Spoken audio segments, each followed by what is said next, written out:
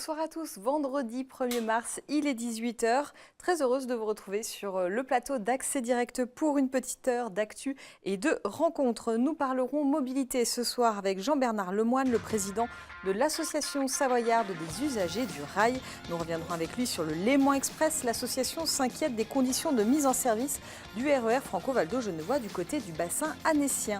Camille nous rejoindra comme chaque vendredi pour ses bons plans du week-end. Et enfin, une voix pleine d'avenir à la fin de cette émission. Romane Compin a 13 ans et multiplie les concours. La jeune chanteuse chambérienne représentera la France au championnat mondial des arts du spectacle à Hollywood au mois de juillet prochain. Mais avant, notre star chanteuse à nous, Clémence, pour le titre du JT. J'avais pas de transition. Je ne me connaissais pas chanteuse, tu vois. On va commencer avec un sujet sérieux, le budget du Conseil Savoie-Mont-Blanc. Absolument, donc le Conseil Savoie-Mont-Blanc s'est réuni ce vendredi à Chambéry pour son traditionnel débat d'orientation budgétaire. Un budget qui sera en légère augmentation par rapport à 2018. On fera évidemment le point dans ce journal. Et puis une belle initiative du côté de Passy. Oui, alors le zéro déchet de plus en plus à la mode et donc c'est dans cette veine que s'inscrit le Repair Café à Passy. Il vous propose d'apprendre à réparer vos vieux objets grâce à des ateliers pratiques. Reportage dans ce journal de Camille Rivollet. On passe tout de suite à la revue de presse et on commence avec la colère qui gronde du côté de l'hôpital d'Annecy. Et oui, un collectif composé d'une vingtaine de personnes, médecins, sages-femmes, infirmières et cadres santé entre autres, du centre hospitalier d'Annecy-Genevois dénonce une crise sociale au cœur de la structure hospitalière. Alors la crise sociale, c'est la souffrance au travail, le harcèlement, des intimidations de la part de la direction, des actes de réprimande, etc. J'en passe. Toutes ces personnes ont souhaité garder l'anonymat, on peut le comprendre bien évidemment. Le but est de dénoncer, je cite, pour ne plus que cela se reproduise. Alors pour ne plus que cela se reproduise, ça veut dire en fait que l'ex-directeur de la structure, Nicolas Best, a quitté l'établissement pour être nommé à la tête du CHU de Nîmes, où de vives contestations apparaissent là aussi. Alors on a beaucoup entendu parler des mouvements infirmiers et infirmières ou du personnel aide-soignant, des grèves différentes, mais il faut se dire qu'il y a une réelle fracture aujourd'hui entre les dirigeants et ceux qui nous soignent aussi. Alors, quand le soignant est maltraité, peut-il vraiment prendre soin des patients? C'est la question un peu que je me pose ce soir. Et là, il y a une médiation, je crois, qui est en cours. Oui, on suivra effectivement le dossier de toute façon. Gros dossier. Et puis, prudence et patience ce week-end, je pense, si on prend la voiture. Et oui, alors une fois n'est pas coutume, je fais des revues de presse d'habitude sur l'écologie, etc. Et bien là, je vais parler de voiture ce soir. Donc le chassé-croisé des vacances, etc. Exactement, plus de 200 000 véhicules sont attendus sur les routes de Savoie pour le chassé-croisé des vacances d'hiver. Bison Futé a classé la journée de samedi orange dans les deux sens de circulation. Dès ce soir et pour tout le week-end, la circulation va donc être dense sur les routes. Il faudra prendre son mal en patience et surtout faire preuve de prudence donc. Mais le jeu en vaut la chandelle. Il y aura des flocons de neige des 1000 mètres d'altitude. Prévoyez quand même les chaînes et les pneus neige pour arriver en toute sécurité et profiter forcément pleinement des pistes juste après. En plus, c'est la fin de nos vacances, de notre zone. Oui. C'est la fin des vacances de notre zone, effectivement. Et toi, Fanette, pour ta revue de presse, un chacal doré, on commence comme ça. Voilà, chacal doré, donc c'est à voir sur cette petite vidéo postée par France Nature Environnement Haute-Savoie. On en avait déjà parlé il y a quelques mois. Il a été repéré dans le Chablais français. Un cliché, un couleur avait été pris au mois de mars dernier. Et donc ce coup-ci, voilà, on aperçoit rapidement son passage. C'est des images assez rares parce que c'est un animal très discret. Alors le chacal doré, c'est une cinquantaine de centimètres au garrot. Il est doté d'un museau pointu. Il ressemble un peu à un renard, un peu à un loup, donc on peut avoir du mal à l'identifier. Et contrairement à ces deux espèces-là, il n'a pas vraiment encore de statut en France. On ne sait pas encore si on peut le chasser, s'il est protégé, etc. C'est un peu en discussion, notamment au niveau européen. En tout cas, il est par exemple protégé côté suisse. Et donc, voilà, une image soulignée par France Nature Environnement Haute-Savoie sur sa page Facebook. C'est toujours beau de voir ce genre d'image comme sympa. Ça. Et on passe à l'Académie française qui cède enfin au féminin. Voilà, tu en as sans doute entendu parler. Ça a eu lieu hier. L'Académie française vient enfin d'adopter à une large majorité un rapport sur la féminisation des noms de métiers. Le texte adopté par les académiciens explique que celle-ci relève d'une évolution naturelle de la langue constamment observée depuis le Moyen-Âge, donc entre docteur ou docteur avec un E, écrivain, écrivaine, poète, poétesse, auteur, autrice. Voilà, alors l'Académie ne tranche pas vraiment sur ces différentes différentes appellations, mais évoque les différents contextes socio-professionnels, mais aussi le souhait exprimé par certaines femmes de conserver les appellations masculines. Donc le débat n'est pas terminé, mais il a en tout cas pas mal amusé de l'autre côté de l'Atlantique. Ça, c'est un article du Soleil, qui est un quotidien québécois, puisque là-bas, ça fait tout simplement 40 ans que la question est réglée. On est peut-être un petit peu en retard, du coup. Voilà, donc il était temps, en sachant que, pour rappel, l'Académie française compte actuellement 4 femmes pour 31 hommes. Ceci explique peut-être cela. Voilà. Merci Clémence. On te retrouve tout à l'heure pour le JT. J'accueille maintenant mon premier invité pour parler mobilité, Jean-Bernard Lemoine. Bonsoir. Alors, vous êtes le président de l'association savoyarde des usagers du rail. Alors, on a souvent l'occasion d'en parler sur 8 Mont-Blanc. Le Léman Express sera lancé officiellement le 15 décembre prochain. Outre le CEVA, dont on a beaucoup parlé entre Annemasse et Genève, ce Léman Express, il doit desservir 45 gares, 230 km de ligne, du Chablais à la vallée de l'Arve, en passant par Annecy. Et c'est ce dernier tronçon qui vous alerte particulièrement, Genève-Annecy. Pour le moment, l'Emanis, qui gère la commercialisation, parle de 2 trains par heure en heure de pointe entre les deux villes. Et ça paraît pas suffisant, ou en tout cas, on n'en a pas la garantie. Mais disons qu'on attend ce train depuis 110 ans. Donc on remonte avant la guerre de 14, et on a laissé se développer la voiture à partir des années 50-60, et on se rend compte maintenant de l'étendue des dégâts. Alors, le problème actuel, c'est que les temps de transport qui sont annoncés sont longs. Je prends un exemple, il suffit de regarder la plaquette du Léman Express. On va voir l'image des temps de trajet. Eh bien, par exemple, Annecy à l'aéroport de Genève, c'est 1h45. Alors, 1h45 en allant, disons, gare à gare. Si vous habitez Talloires, Thônes ou Saint-Joriot, vous rajoutez 25 minutes avant, donc on arrive à 2h30. Donc le temps de transport est infiniment trop long. On est sur 1h13 de gare à gare entre Annecy et Genève-Eaux-Vives. Ce n'est pas un temps compétitif par rapport à la voiture? Alors il l'est, oui et non, mais il ne faut pas compter comme ça. Quand on prend un avion, quand on va de Genève à Paris par avion, on vous dit c'est 1 heure. Non, ce n'est pas 1 heure. C'est 1h30 avant, 1h30 après, c'est 5 heures. Là, c'est pareil. Si vous habitez Talloires, je vous dis, ou Thônes, vous rajoutez déjà 25 minutes de voiture pour aller à la gare. Vous allez vous garer où à la gare? On ne sait pas, c'est le mystère. Ensuite, le train vous emmène, OK. Vous arrivez à Genève-Eaux-Vives, si vous travaillez à 20 minutes, on arrive à 2h15, 2h20. Le problème qui est compliqué, c'est la partie qui est hors train, et qui prend du temps. Et la partie train est aussi trop lente. Voilà.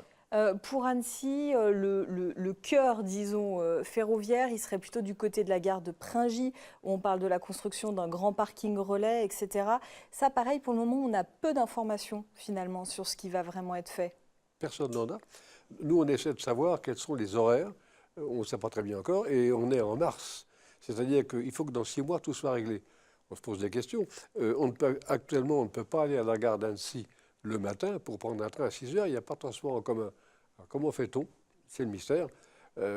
Pringy, oui. Saint-Martin-Bellevue, qui figurait sur les horaires il y a 1 an, ne figure plus sur les horaires puisque les trains ne s'y arrêteront pas.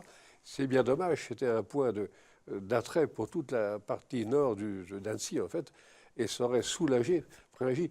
Aller en voiture le matin de Pringy à Annecy, ce n'est pas possible sur des kilomètres de voiture. Donc, nous pensons que Annecy, La Roche-Genève est défavorisée par rapport à nos amis du Chablais qui, eux, ont Évian-Thonon. Pour eux, le CEVA, le Léman, c'est royal. Pour nous, ça va être beaucoup plus compliqué et on se demande vraiment si les frontaliers vont abandonner leur voiture s'ils mettent 3 heures pour faire Talloires, le Cerne. Vous avez parlé de Saint-Martin-Bellevue, on va regarder la carte du tracé. Effectivement, là, sur la dernière carte que j'ai pu trouver, on passe directement de Annecy, Pringy, et effectivement, Groisy, Torrent, La Caille. Et donc, effectivement, sur Saint-Martin, c'est encore flou. Qu'est-ce que vous demandez, du coup? Il aurait été logique qu'à Saint-Martin, on s'arrête. Ça paraît une évidence. Il y a de la place pour un parking. Et puis, il y a toute une population autour. Le bassin d'Annecy, c'est quand même 25 000 personnes. Alors, 25 000 qui vont travailler à Genève. Ben oui. Et on a 2 trains le matin. Alors, qu'on m'explique comment on met 25 000 personnes dans 2 trains? Et les trains toutes les demi-heures, d'après ce qu'on sait, non. Un train toutes les heures, oui, et des autobus entre les trains. Alors, autobus, aller convaincre un frontalier de monter dans un bus pour aller à Genève, à mon avis, la partie n'est pas gagnée de ce côté-là. Donc, on est défavorisé par rapport à nos amis du Chablais, en fait. Ça s'annonce comme un rendez-vous manqué, selon vous, sur ce trajet Annecy-Genève, le Léman Express? Il n'y a pas que nous qui le disons. Beaucoup d'élus le disent, beaucoup de personnes de la SNCF disent qu'on aurait pu faire beaucoup mieux. Le trajet est long, le temps c'est terriblement long.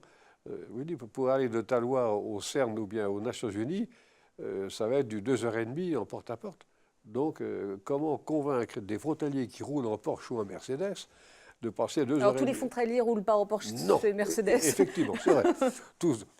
C'est dommage. Donc, c'est un temps de transport long. Voilà. Il y a un vaste chantier de rénovation des gares, des différentes gares. Oui, mais pareil, on ne sait pas encore précisément lesquelles. Les élus de la Vallée de l'Arve se sont aussi mobilisés sur la rénovation du réseau. Est-ce que c'est pas, on peut considérer un début et que le projet va évoluer au fur et à mesure des mois, des années? Vous l'avez dit, ça fait 110 ans qu'on en parle. Est-ce qu'on n'est pas à un premier pas déjà? Il fallait y penser avant. On découvre avec une stupeur non dissimulée sur les petits horaires de la SNCF de Poche et Pitefeuille là, que la gare de Pringy ne sera plus desservie pendant 2 mois au printemps. Quand on demande à la gare, on dit on ne sait pas très bien, alors on se dit mais pas desservie pour quelle raison? Ah, parce qu'on doit faire des quais. Alors comment vont faire les gens? Il n'y a plus de train. Alors, ils iront comment après à Genève? Les quelques malheureux qui prennent le train à Pringy. On ne sait pas. Là, c'est encore un flou artistique. Donc aujourd'hui, 1er mars, pour un lancement au 15 décembre, qu'est-ce que vous demandez sur ce timing-là? Si possible, des trains qui aillent plus vite, ce n'est pas possible. Une amélioration des gares, oui, il y a des gares qui méritent vraiment qu'on installe, ne serait-ce que pour les handicapés. À La Roche-sur-Foron, à l'heure actuelle, il n'y a ni passage ni ascenseur, il n'y a rien du tout. Donc c'est très compliqué. Il y a beaucoup de gares qui ne sont pas équipées encore. Ça, c'est dommage. Il fallait aussi y penser avant, ça. Donc plutôt défaitiste. On aurait aimé que ça soit beaucoup plus excitant. Je veux dire, nos voisins du Chablais, eux, sont des petits vernis. Ceux de Saint-Gervais, Cluse, ils sont un peu mieux lotis, eux. Mais Annecy est la branche qui est la moins performante, en fait. Mettre 1h45 pour aller prendre un avion à Cornavin, à Cointrin, c'est pas possible.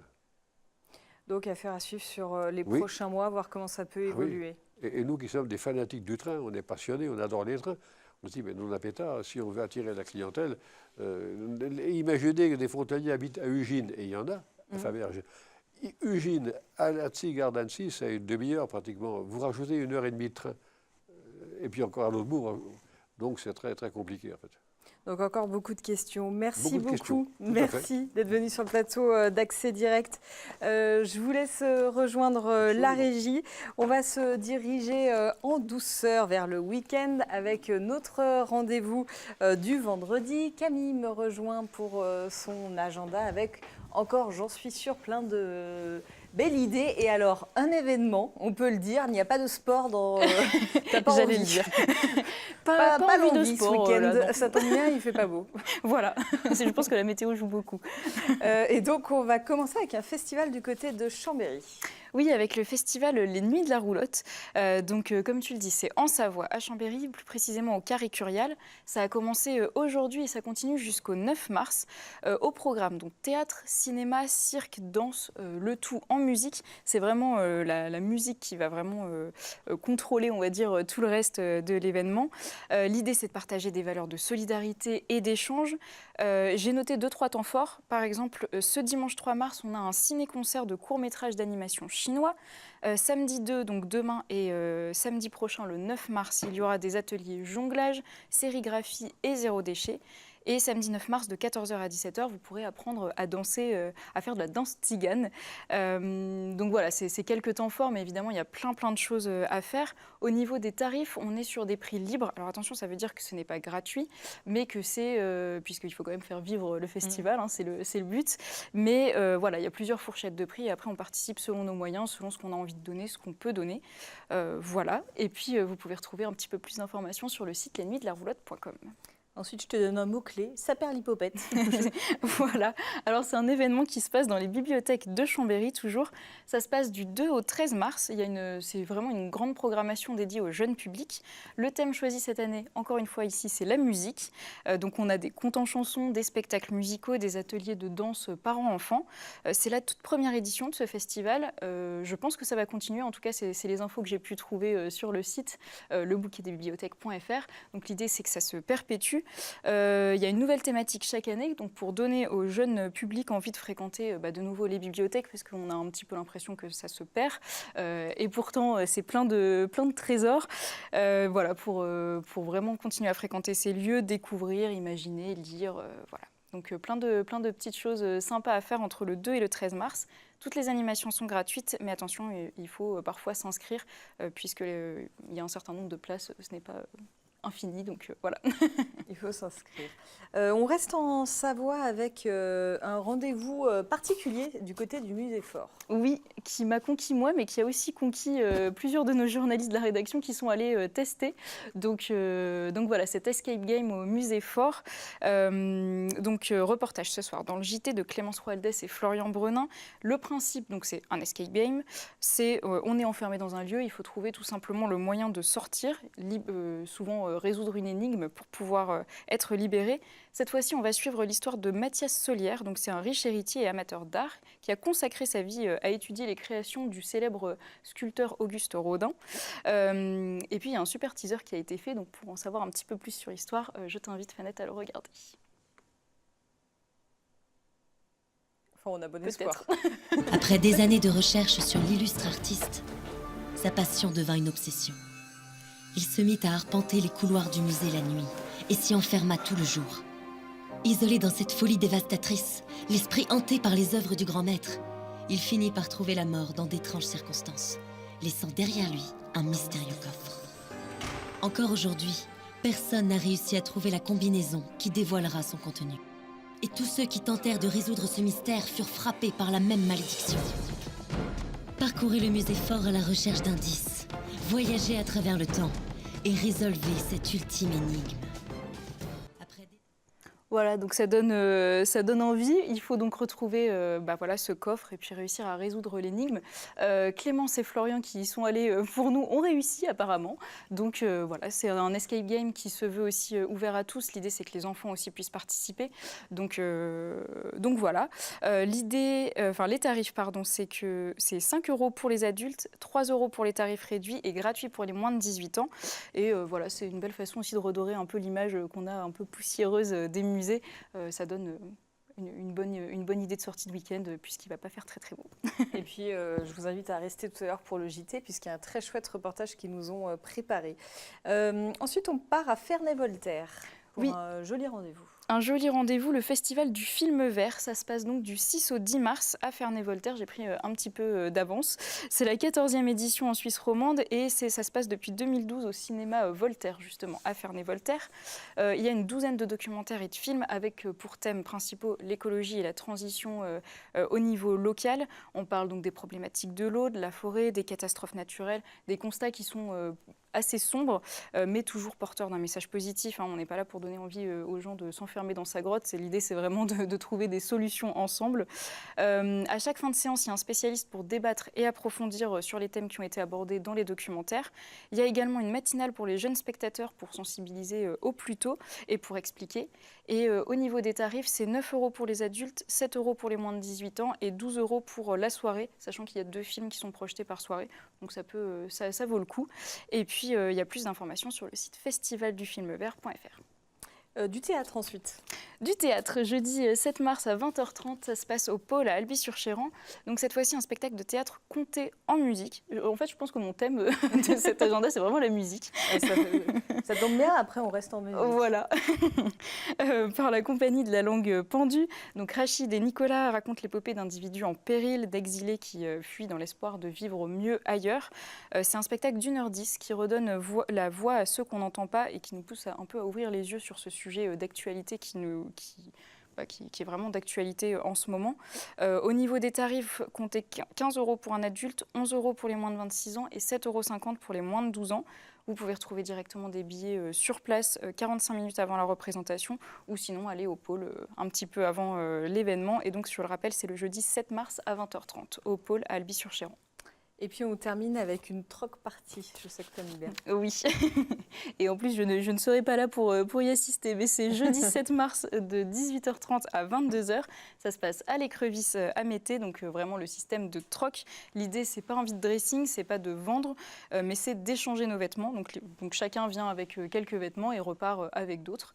Les dépôts se font entre 18h30 et 19h30 et ensuite jusqu'à 22h, c'est parti, on se lance. Les vêtements doivent être propres et en bon état. On le rappelle, mais voilà, c'est pas une déchetterie, on n'est pas là pour se débarrasser de nos vieux fringues. L'idée, c'est vraiment de pouvoir échanger et avoir des choses qui tiennent la route.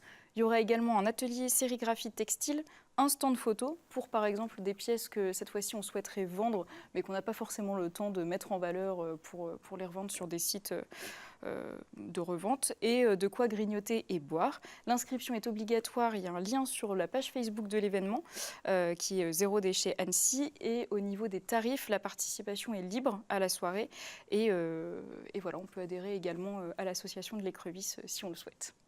Eh ben, merci beaucoup Camille. On ne te retrouve pas la semaine prochaine parce que paraît-il que tu es en vacances. Voilà. Donc on essaiera de faire ça aussi bien que toi et puis on se retrouve dans 2 semaines. Salut, Merci Fanny. beaucoup Camille.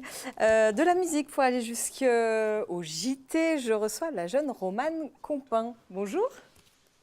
Bonjour. Bonjour. Alors, Romane, tu as 13 ans. Tu as participé à de nombreux concours. Alors, je vais en citer quelques-uns. Savoie de Star, c'était au mois de septembre. Le Tremplin des étoiles en octobre, où tu as terminé finaliste. Ou encore celui de la Révélation des étoiles fin octobre. Qu'est-ce qui t'a poussé à participer à ces concours et surtout à chanter? Je sais pas vraiment, c'est depuis que je suis toute petite. J'ai toujours aimé chanter, la musique, l'art. Et depuis quelques années, 4-5 ans, je faisais des concours, des petits concours par-ci par-là. Et papa m'a proposé de faire Savoie de Star et c'est là que tout a commencé. Et alors, ça va aller très loin, puisque tu vas représenter la France au championnat mondial des arts du spectacle. Ce sera à Hollywood au mois de juillet prochain. Comment on devient représentante de la France dans ce concours-là? Comment ça s'est passé? Papa a envoyé une vidéo de moi quand je chantais à Révélation des étoiles. Et suite à ça, ils m'ont convoquée pour aller à Paris. Et du coup, j'ai fait des qualifications, tout ça. Et après, quand j'étais en quart de finale, ils m'ont dit, bon voilà, on te prend pour aller en équipe de France, pour aller à Hollywood WCOPA. Et on te met en finale de Révélation des étoiles. Du coup, c'était quand même beaucoup d'émotions. Je ne pensais pas que ça arriverait aussi loin. Comment on se prépare à ça? Comment ça se passe là? On doit faire des CV, plein de choses comme ça pour pouvoir nous présenter à des sponsors et récolter le maximum de fonds pour pouvoir financer notre voyage. Parce que oui, il y a un budget important, à peu près 14 000 €, donc tu recherches des soutiens. On va voir, il y a ta page Facebook Romane C officielle ou un mail qui va apparaître en bas de l'écran par magie, donc pour t'aider à participer à cette aventure-là. Toi, comment tu te prépares à ça? Tu t'entraînes, tu répètes, tu prends des cours? Comment ça se passe? Oui, je prends des cours à Grenoble. Du coup, j'y vais qu'une fois toutes les 2 semaines. Après, je me prépare, je fais des cours, je répète chez moi. Et aussi, tous les 1 mois et demi, 2 mois, on va à Paris avec toute l'équipe de France pour faire des masterclass avec Anastasia et toute son équipe. Et du coup, on a des coachings vocaux, des coachings artistiques et tout. Et voilà. Tu t'attendais à ça? À un jour vivre toute cette aventure-là? Non, franchement, s'il y a quelques mois, quelques années, on va dire, jamais je me serais dit, en juillet, je vais aller sur une scène de Hollywood. Enfin, ça ne m'était pas du tout passé par la tête. C'est un rêve qui se réalise? Oui, c'est vrai quand même que c'est un rêve de pouvoir aller chanter aux USA. C'est quand même beaucoup d'émotions. C'est vraiment génial. Et je crois que tu as un autre rêve, alors tu vas peut-être t'en approcher en allant à Hollywood, c'est que tu as une idole que peut-être tu aimerais bien croiser, Ariana Grande. Ouais, j'aimerais vraiment pouvoir, mon rêve serait de pouvoir chanter un duo avec elle, parce que vraiment, cette femme, elle est entière, elle est juste incroyable. Ce qu'on n'a pas dit, c'est que tu es quand même élève en collège. Tu es en classe de 4e au collège Saint-François de Sales à Chambéry. Comment ça se passe du coup la conjugaison des deux? Parce que je suppose que tes études, tu les poursuis, Oui. tu continues. Donc comment ça s'organise? Bah, ça chamboule pas ma scolarité. Je fais mes cours normalement, comme tout le monde. Et après, du coup, bah, tous les 1 mois et demi, 2 mois, je rate 1 ou 2 jours de cours pour pouvoir aller à Paris sur un week-end de 3-4 jours. Et qu'est-ce qu'ils en disent, tes camarades de classe, d'avoir la représentante de la France Bah, je sais pas trop après eux ce qu'ils en pensent, mais je sais que mes amis proches, ils sont contents pour moi, ils me soutiennent et je pense quand même que, je sais pas, qu'ils sont contents. Alors, qu'est-ce que tu vas chanter au mois de juillet? Est-ce que tu sais déjà? Non, je sais pas encore. Justement, c'est à voir dans ce mois-là. En tout cas, là, tu vas nous faire un beau cadeau puisque tu vas nous chanter un petit quelque chose. Qu'est-ce que tu as choisi? Je vais vous chanter Shallow de Lady Gaga et de Bradley Cooper. Qu'on a vu il n'y a pas longtemps aux Oscars. Oui. Eh ben, je te laisse la place. Tu vas nous accompagner jusqu'à la fin de cette émission. Merci beaucoup en tout cas. Et puis, je vais rappeler la page Facebook Romane C officielle ou le mail c'est jeanmarccompin@gmail.com. Donc, pour soutenir Romane, pour l'aider à participer à cette aventure, à ce joli rêve. Et puis, je t'en prie, je te laisse la place. Merci beaucoup.